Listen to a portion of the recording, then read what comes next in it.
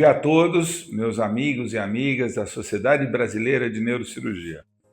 Hoje, nós temos um tópico importante, que é a espiritualidade da vida do neurocirurgião. Uma carreira sofrida, que tem muitos altos e baixos, que nós assistimos sofrimentos. Muitas vezes nós temos dificuldades financeiras e que depois temos que superá-las. E é importante que quando eu falo de espiritualidade, eu não estou defendendo uma religião ou outra, seja a Umbanda, seja a religião evangélica, a religião judaica, os testemunhos de Jeová, os católicos, da Assembleia de Deus protestantes, da congregação, e também a nossa igreja anglicana, que hoje eu chamei o reverendo Aldo, conhecido e renomado religioso, que vem dando apoio e suporte a entidades como creches na favela de Paraisópolis, a maior creche do país, auditada pela Price, com exemplo de correção e ética, e por isso hoje temos esse dever de discutir esse assunto e que muito nos honra. Reverendo, muito bom dia. Bom dia, doutor Paulo. É uma honra estar aqui com o senhor, uma honra estar com os seus colegas, né? Eu achei muito interessante quando o senhor falou dos problemas que todo ser humano, sem exceção, enfrenta, mas o senhor está falando para uma classe, né? Porque nós, leigos, a gente vê vocês como pessoas especiais. A medicina é muito amada, os médicos são muito amados, mas muitas vezes a gente se esquece que por trás de um médico tem um pai de família, tem um avô, tem um amigo, tem um tio, tem um marido, uma esposa, tem alguém que passa pelas mesmas dificuldades pelas quais passam qualquer cidadão. Tem que fechar o mês, tem boleto para pagar, tem filho na escola, tem filho que está na adolescência, tem toda uma situação que afeta.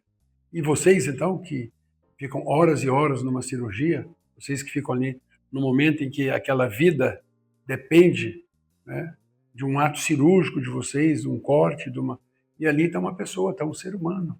Então, que Deus possa abençoar muito vocês, a vida de vocês, a carreira de vocês. Não importa qual é o CNPJ ou a placa da igreja, como o senhor disse bem. Isso é o que menos importa. O que mais importa é o tamanho da minha fé naquele Deus que está ali para me dar uma força para eu suportar uma carga imensa, porque não é leve. Não é suave a carga de vocês. Eu admiro muito, eu admiro e respeito muito. Eu tenho uma pergunta que eu gostaria de saber a sua opinião. O neurocirurgião trabalha muito, um dia de estresse, briga com um plano de saúde, tentando autorizar, muitas vezes diante da dificuldade financeira que hoje assola o mundo, né? O país também, as famílias estão estressadas, ele tem aquele contato. E quando ele chega em casa, muitas vezes ele está tenso, está carregado, e quando ele liga o programa de televisão, ele se esquece do dia terrível que ele teve, e ele começa a ver coisas de energia ruim. Você liga a televisão, só notícia de morte, de estupro, de violência, cada minuto. E muitas vezes eu via lá na igreja, né, que a gente deve alimentar o nosso cérebro também com energia positiva, com boas notícias, com coisas agradáveis, com uma boa música clássica, ou com uma boa música, seja ela qual for, popular, rock. O que o senhor acha disso? Olha, doutor Paulo, eu procuro muito, e eu admiro muito o senhor pessoalmente, pelo seu trabalho, pela sua luta. Tenho vários médicos lá na igreja, né? O que eu observo é que nós vamos ser um resultado do nosso meio e daquilo que também a gente procura. Então, respeitando todas as religiões, o que me admira muito em Jesus Cristo foi ele dizendo assim, que nós iríamos colher aquilo que nós plantássemos. Então é impossível você plantar uva e colher abacaxi. Ou plantar abacaxi pensando que vai colher uva. Então, se você teve um dia de estresse, que não é fácil, e não é fácil para ninguém, vocês, por exemplo, os que são de São Paulo, né, onde nós estamos aqui, que é a maior megalópole da América Latina, você imagina o quanto isso traz de cansaço, estresse, porque você tem que pegar o carro, você tem que enfrentar trânsito, às vezes você tem que levar o filho na escola, buscar na escola, tem um problema de escola, seu filho não está bem na escola, como é que está meu relacionamento afetivo, amoroso, como é que está a vida. Então, quando eu tenho aquele momento de lazer, o momento de vocês, que é o que o senhor estava dizendo, não adianta eu ir também me alimentar com coisas que não vão me trazer felicidade, que não vão me fazer bem-estar. Eu preciso trazer coisas boas para a minha vida. Eu preciso... Então, olha, eu gosto de uma música sertaneja, eu vou ouvir uma música sertaneja. Hoje, o que as TVs oferecem, né, nos streams, você assistir um bom filme, um bom show, você não precisa nem sair de casa, fazer uma boa alimentação, cuidar. Eu também passo por situações assim. Né? Você veja, cresceu muito, não sei se vocês têm esses dados, se é da área de vocês, cresceu muito o número de suicídio entre pré e adolescentes e automutilações. Outro dia uma senhora me procurou, ela falou, eu tenho umas amigas, a gente se encontrou pelos hospitais, pelas funerárias, pelas redes sociais, queríamos fazer uma missa aqui de mães que sofrem por perda de filhos. Doutor Paulo, acredite, só por suicídio, eu recebi quase 50 mães numa cerimônia privada, 50 quase. Meu filho pulou da janela, meu filho tomou remédio, meu filho tomou veneno, meu filho se enforcou, meu filho se jogou na frente de um carro. Então, também é estressante o meu trabalho. E o que eu faço? Né? Eu chego em casa, depois do meu banho, eu tenho que esquecer disso, eu não posso ficar vivendo disso. Eu não posso trazer para mim e comigo, né, aquela mãe. Infelizmente, eu oro por ela, rezo por ela, mas eu tenho minha vida. Eu tenho a minha esposa, eu tenho o meu neto, né, que de vez em quando eu posso estar com ele, viver o máximo possível de carinho com ele. Então, se a gente não se alimentar bem, a resposta não vai ser boa. Então, vocês que têm uma vida muito estressante, vocês precisam trazer também essa espiritualidade. Ela é importantíssima para a nossa vida. Eu não estou falando de igreja, não estou falando de dogma, não estou falando de religião nenhuma. Isso é provado. Tem uma pesquisa recente agora, podem consultar lá, da Universidade de Harvard, mais de 20 anos, fazendo pesquisas com pessoas que oravam, com pessoas que meditavam, com pessoas que traziam coisas boas para a vida, e o resultado é infinitamente maior do que as outras que não se alimentam. Então, tudo parte, não só da alimentação da cozinha, né? Mas também da alimentação da alma, até da alimentação da cama, que você vai deitar. Por que hoje os estudos aqui em São Paulo, do Hospital do Sono, estão pedindo para não ter televisor no quarto? Você sabia disso? Eles estão pedindo, não tenha televisor no quarto. A cama é para você deitar e também para aqueles que desejam, né, namorar, para mais nada. Não é? Eles estão pedindo para não discutir assunto de família, para não discutir assunto financeiro, para não discutir nada. Eu vim deitar, eu vim dormir. É uma coisa muito boa para todos vocês que quiserem acompanhar esse estudo aqui de São Paulo, do Hospital do Sono, dizendo, eu vou descansar. Eu não assista, está pedindo para você não colocar nada na sua vida. A frase é essa, que é a área de vocês. Eduque seu cérebro, né? Ou reeduque o seu cérebro. E a gente precisa disso. Senão não dá. Sabe o que vai acontecer? Vocês que estão cuidando da gente vão ter AVC, vão ter infarto, não é? A pressão vai subir. Quem controla o colesterol, triglicérides, de pessoas extremamente, né, envolvidas com o emocional? Não dá, a gente precisa parar, meditar.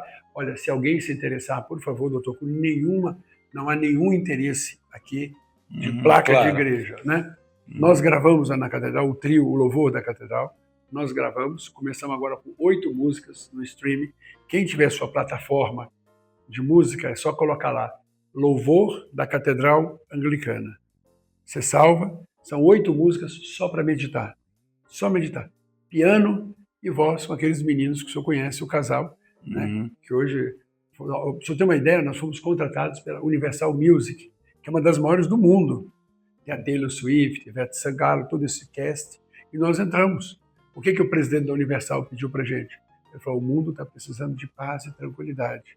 Então é uma música que não é católica, não é evangélica, não é protestante, não é espiritualista, não é de tradição africana. É música, é louvor. Você ouvir, respirar e deixar que a mente e o coração, né, fluam, e você ouvir uma música gostosa, legal.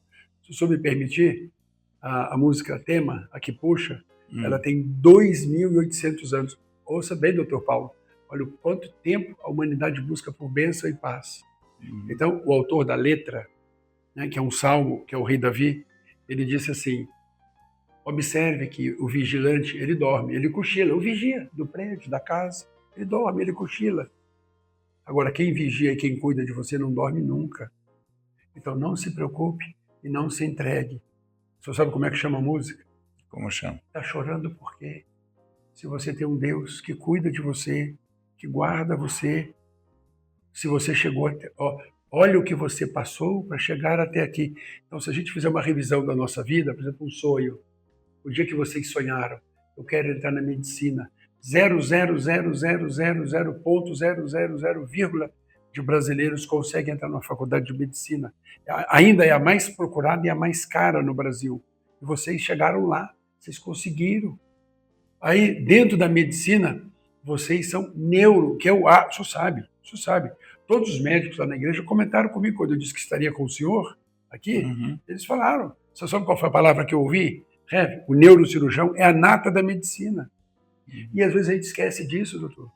Vocês esquecem e param de trazer isso como coisa boa para a vida. Isso é maravilhoso.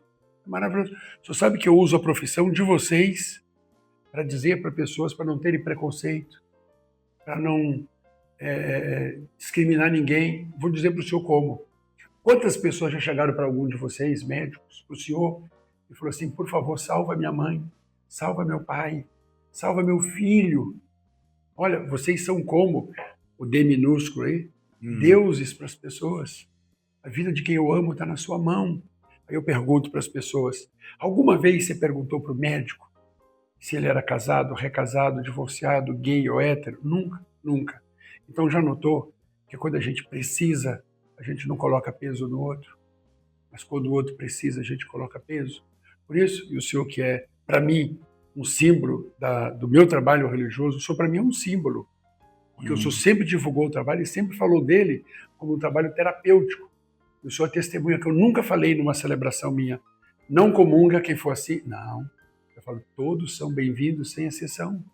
Porque esse Deus bondoso, generoso e carinhoso, ele não está importando com o seu estado civil, ele não está importando com o seu gênero, com a sua cor, com a sua raça, ou com a sua conta bancária. Ele importa com você, com o ser humano que está aí, com a pessoa que está aí. Que é isso que é importante na nossa vida, no nosso caráter, é quem somos.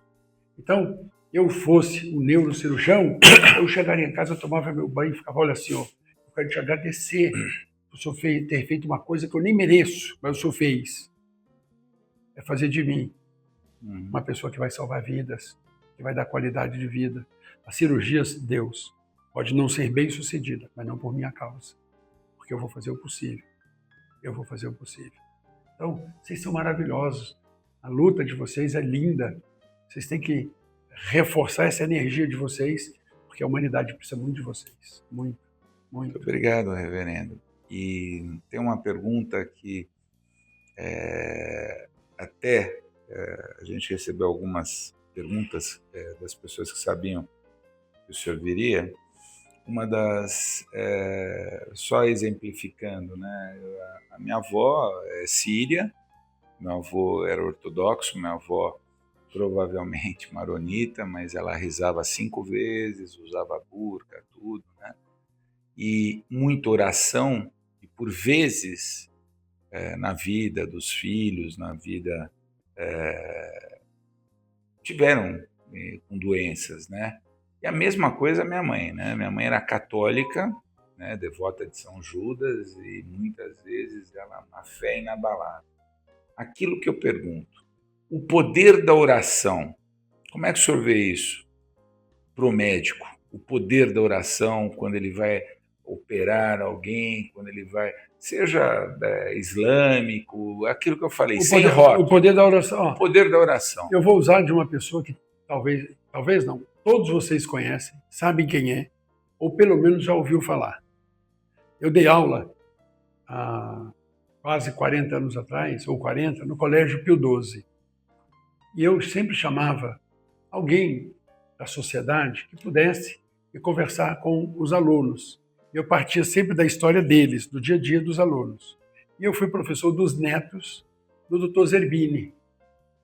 E o Dr. Zerbini me falou umas coisas que o que ele era na época, o que ele representava na época, porque os que não saibam, que possam ser muito jovens, o primeiro transplante de coração feito na América, não sei se América Latina ou América do Sul, mas foi ele.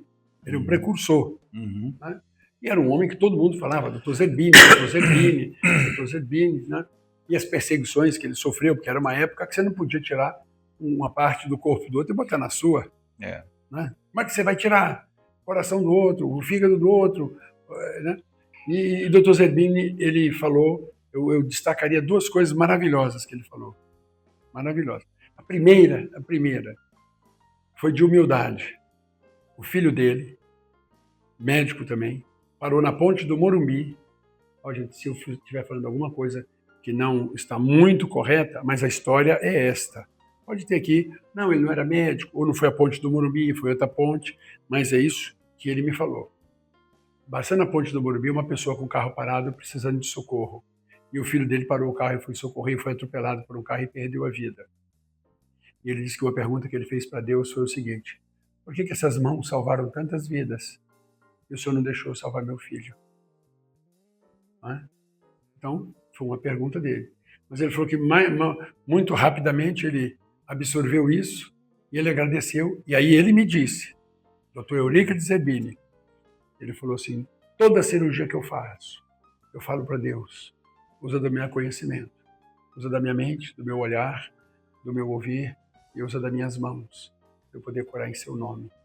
Então, eu acho que essa espiritualidade em vocês é de grande importância. É de grande importância. Vou repetir, não importa a placa da igreja nem o CNPJ da igreja. Isso é um relacionamento muito íntimo e pessoal entre a gente e o Criador. Se o senhor me permitir, doutor Paulo, eu falar para o senhor, hoje eu tenho uma responsabilidade muito grande. Né? São 6 creches na cidade de São Paulo, 1.600 crianças, quase 10.000 refeições por dia, porque tem os colaboradores, são 280 funcionários, mais as crianças que não conseguem ter acesso à creche e que a gente cede todo dia a alimentação para elas. Vocês, neuros, sabem o que é que significa na vida de uma criança a falta de nutrientes. Não precisa dizer mais nada. Então, é uma responsabilidade muito grande. Então, ao mesmo tempo que eu me preocupo com as crianças, eu tenho também que me alimentar. E ao mesmo tempo que eu tenho que me alimentar, eu tenho que me preocupar com a minha vaidade, para eu não me achar melhor que os outros, mais importante que os outros. O prefeito de São Paulo foi na catedral dizer que o melhor atendimento de creche é o nosso, da Igreja Anglicana. Pela forma que a gente faz, o senhor acabou de dizer, somos auditados, nós somos considerados um case pela Fundação Getúlio Vargas, né? Tem os juízes, promotores, tudo me ajudando na administração das creches. Então, o que eu faço? Eu tenho 3 momentos que me ajudam muito a meditar e orar. 3. Um deles é muito ligado a vocês, mas muito ligado. Né? Mas eu vou em ordem, o senhor que passou há pouco tempo pela ressurreição da sua mãe, eu sei o quanto isso lhe doeu. Né? Então, veja, o primeiro, eu vou muito em casa de repouso. Aí eu fico olhando ali e às vezes imaginando quem foi. E de todos os níveis. Da mais simples, hoje em São Paulo nós temos casas de repouso que é baseado no sistema americano. O senhor chega lá, é uma hotelaria. Como tem também as mais humildes. Mas é para ali, esse é o fim nosso. Né? Quando começa a ir embora o cognitivo. Segundo ponto, UTI, que é o que vocês estão muito acostumados. Ali não tem roupa, ali não tem perfume, ali não tem batom, ali não tem nada. Ali é um corpo estendido numa cama, né? E o último deles é o cemitério. É o que eu mais visito, o que eu mais vou. Então ali eu vejo que, pô, eu ainda não estou na casa de repouso, eu ainda não estou na UTI, eu ainda não estou no cemitério, então eu vou viver a vida com qualidade. Eu tenho que trabalhar, eu tenho que correr, eu tenho que enfrentar o trânsito, eu tenho que aguentar as pessoas, eu tenho que pagar meus boletos, eu tenho que cuidar do problema da minha família, mas eu vou ser feliz, porque, doutor Paulo, é gostoso viver. É maravilhoso viver. Torcer para o nosso time de futebol, tirar sarro do amigo que o time dele perdeu, fazer um churrasquinho entre os amigos, almoçar, contar história, contar piadas. Aliás, queria dizer para vocês que o primeiro livro que eu escrevi, são 4.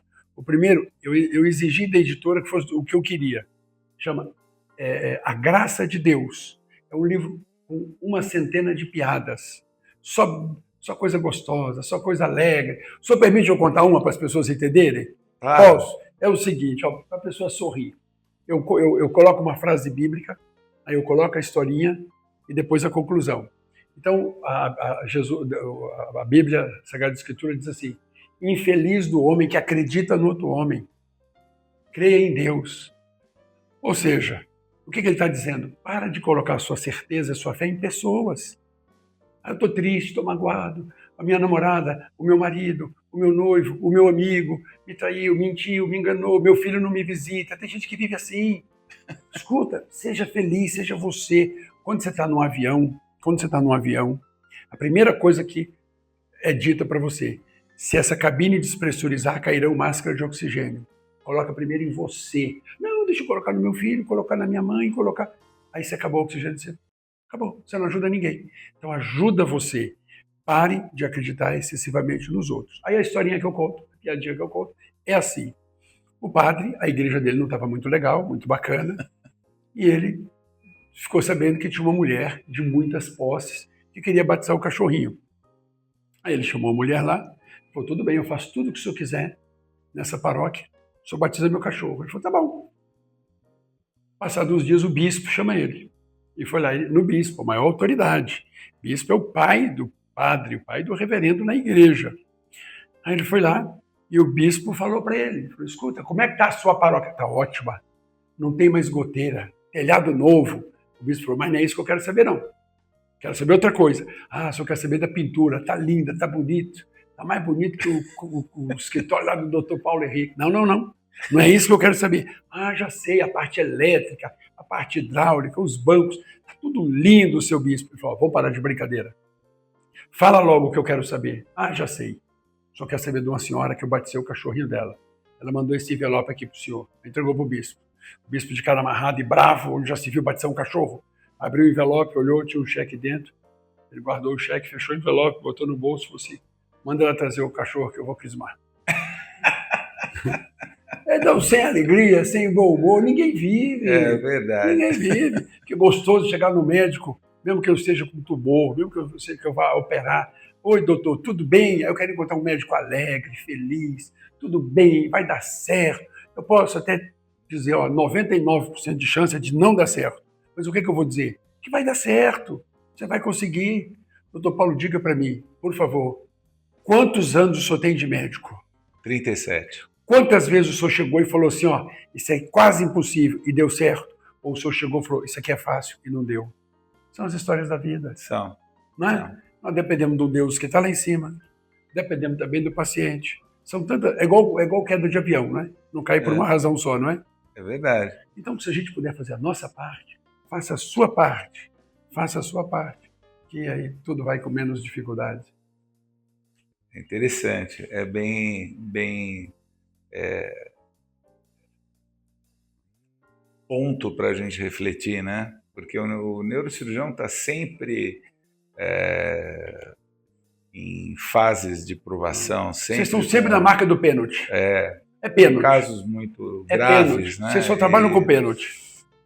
E falando em bom humor e tudo, né? Que o médico já era bastante idoso, né? Então, a barbinha branca. Então ele falou para a pessoa: não se preocupe, vai dar tudo certo. Ai, mas eu estou com medo, Não tenha medo, vai dar certo. E fez a cirurgia.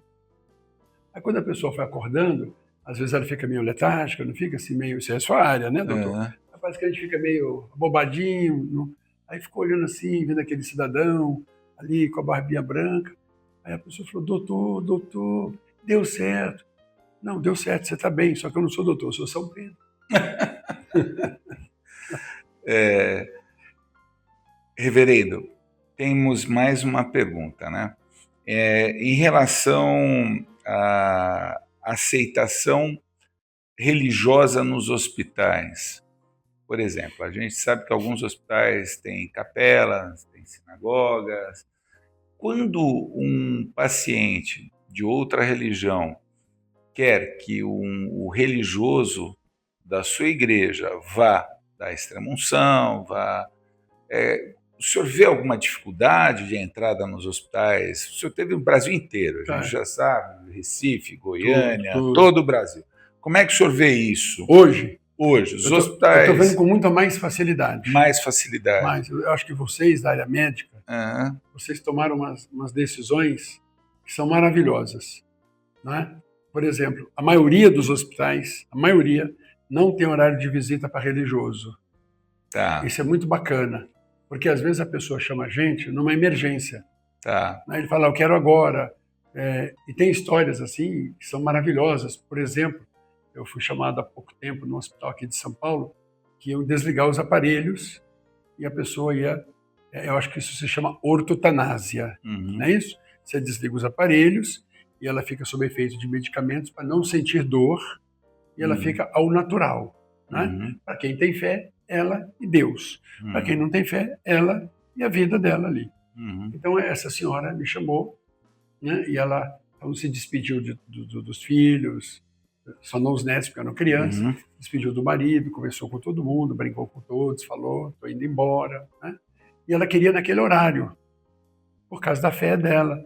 Ela queria que fosse no horário das 6 da tarde, que é o horário da oração do Santo Ângelo, para quem tem devoção com a mãe de Jesus. Então eu fui naquele horário. E o hospital foi bacana, permitiu, não teve problema nenhum. Né? Aliás, tem uma história muito linda que eu acho, aconteceu na Inglaterra, de um senhor que ele pediu, era momentos finais, que ele pediu para ver o cachorro dele. Né? Não tem especialidade em cachorro, mas é um Border Collie, que é considerado um dos animais mais inteligentes. E ele estava lá na maca, o Border Collie chegou, claro, tudo que foi pedido foi feito, dar o banho, asepsia, aquela coisa toda. E o cachorro ficou desesperado, e deu um jeito de enganar quem estava ali e pulou na maca e deitou no peito do dono. E no que ele deitou, quem estava lá falou, então agora deixa. Né? E ele deitou no dono, cara, lambendo, deitou. E a pessoa abraçou, beijou, né? E deu o último suspiro. Então, para aquela pessoa que estava indo embora, isso foi maravilhoso. Isso foi fantástico. Era o que ele queria. É o que vocês chamam hoje, né, de você ter um atendimento de qualidade, de respeito para os momentos finais. Né? Olha, doutor, eu não, tenho certeza, vocês da medicina estão nos ajudando muito, estão evoluindo muito. Né? Quando entende que a fé é muito importante para a pessoa. Vamos tratar, vamos cuidar, vamos passar os remédios, não deixa de tomar. Eu sou contra aquelas coisas, né? Não toma que Jesus vai te curar. Está errado, né? Tá. Porque a Bíblia ela fala assim, se eu pisar no escorpião eu não vou morrer, se eu entrar na cova do leão ele não vai me morder, ele vai te morder, o escorpião vai te matar. Né? Isso é uma figura de linguagem, isso é metáfora. Por exemplo, quando eu digo assim, eu fui a um cinema e assisti um filme e todo mundo morreu de rir. Não. O senhor vai entender que o filme era muito legal, muito bacana, era uma comédia, e que todo mundo sorriu. Né?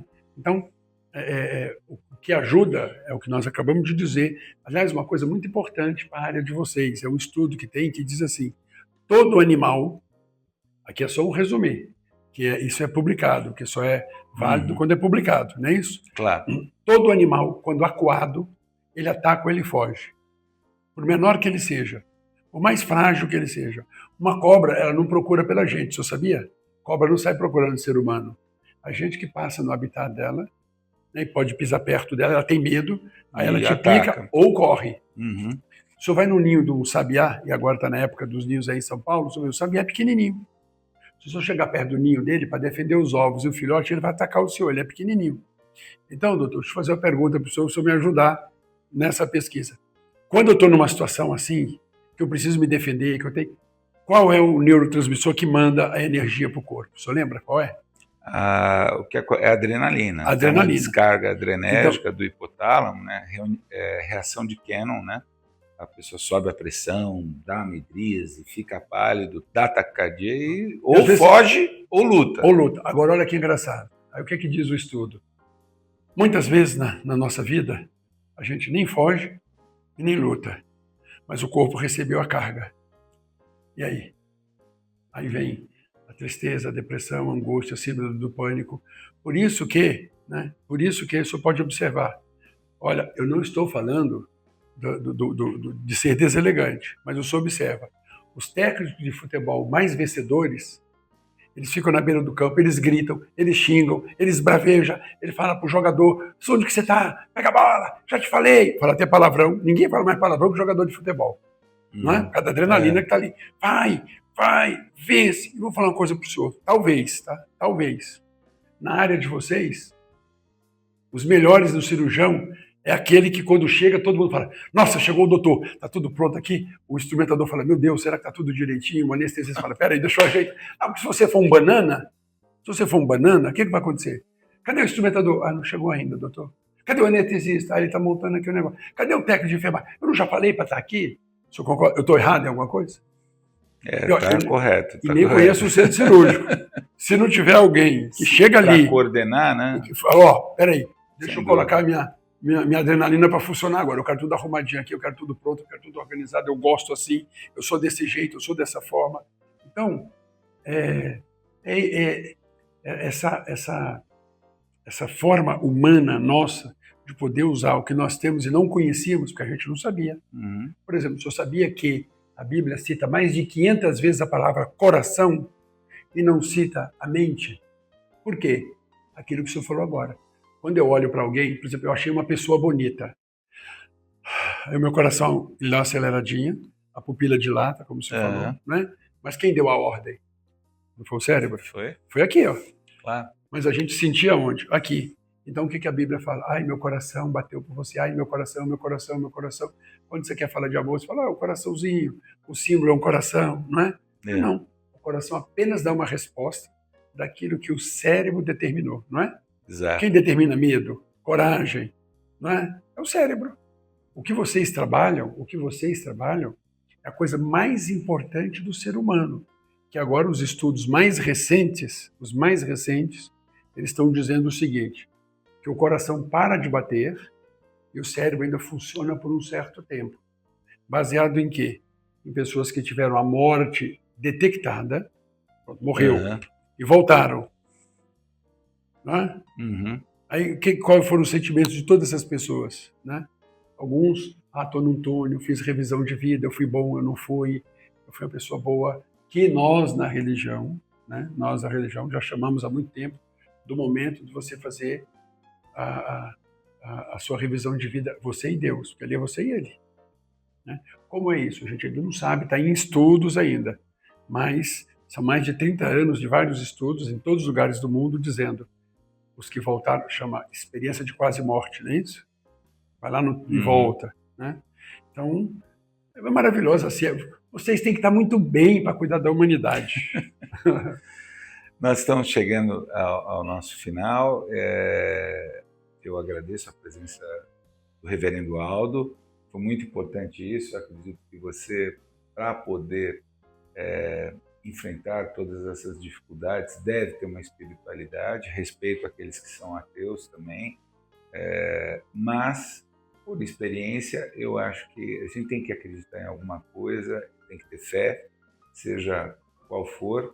Mas eu peço ao reverendo que ele faça as suas palavras aí para despedir dos nossos espectadores. Por favor, reverendo, muito obrigado. Olha, eu quero dizer para cada um de vocês que foi feita uma pesquisa norte-americana para saber como é que o ser humano se comportaria, né, em momentos de oração. Essa não é minha área, é a área de vocês. Vocês sabem o quanto progrediu, por exemplo, quando você coloca aqui para medir o cérebro da pessoa. Hoje, doutor, vocês conseguem ver o cérebro por imagens, que não se via. Exato. Você vê onde está legal, onde não está. E o que descobriram? Que algumas orações, que algumas meditações faziam muito bem às pessoas. Muito bem, muito bem. Foram feitas pesquisas dizendo até pessoas que recebiam oração sem saber. Essa pesquisa não é minha, é de vocês, é da área da medicina. Não é pesquisa religiosa. E aí teve uma oração que eu queria com essa oferecer para cada um de vocês, que ela está acima de tudo e de todas. Eu imaginei que fosse o Pai Nosso, mas a pesquisa não foi feita só com cristãos. Eu pensei que poderia ser a Ave Maria, mas a oração não foi feita só com católicos. Existem 3 religiões que são as maiores monoteístas, que tem só um Deus no mundo: judaísmo, islamismo e cristianismo. E essa oração é comum às 3. E notou que, aí é da área de vocês também, tá? Que o cérebro se acalmava e acalma os batimentos cardíacos. É a oração que mais tranquiliza as pessoas no mundo, segundo vocês, estudiosos da ciência e os cientistas. Ela diz assim, e com ela eu quero oferecer para cada um de vocês a sua vida, a sua família, o seu lar, os seus dias de estresse e de angústia. Ela foi escrita há 2.800 anos atrás por um pastor de ovelhas. Ela diz assim: o Senhor é meu pastor e nada me faltará. Ainda que eu andasse pelo vale da sombra da morte, eu não receia mal algum, porque tu és comigo. Teu cajado e teu bordão me confortam. Preparas uma mesa perante mim na presença dos meus adversários. Ungiste com óleo minha cabeça. Meu cálice está transbordando.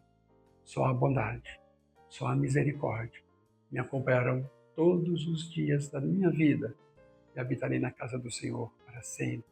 Amém. Muito obrigado pelo carinho e pela atenção de vocês. Muito obrigado, reverendo. Um grande prazer, eu termino esse episódio e muito obrigado a todos, tenham um bom trabalho.